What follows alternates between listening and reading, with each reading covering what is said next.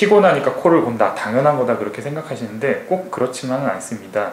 코골이가 보통 편도가 부어 있다든지 혀가 자꾸 뒤로 빠진다든지 아니면 기도가 좁다든지 해서 코골이를 만드는 경우가 있는데, 한 50대 이상 성인분들 중에 2분 중에 1분은 코골이를 하고 있는 것으로 통계가 잡혀 있습니다.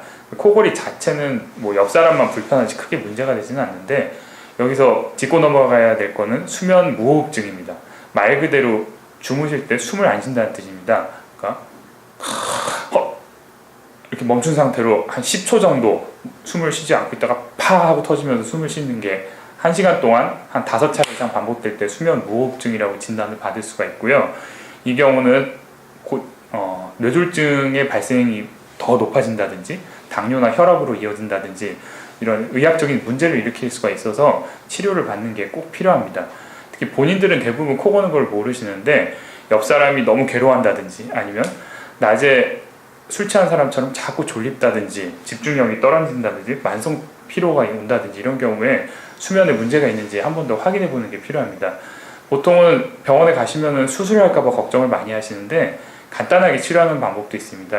양압호흡이라고 알려져 있는데, 이제 산소를 불어넣는 마스크를 쓰고 자기만 해도 몇 달 정도만 치료받으면은 수면 무호흡에서 벗어날 수도 있고, 구조적으로 문제가 있어서 어쩔 수 없이 치료를 받아야 한다고 하면은 간단한 시술만으로도 구조적인 개선을 할 수가 있어서 크게 문제될 건 없습니다.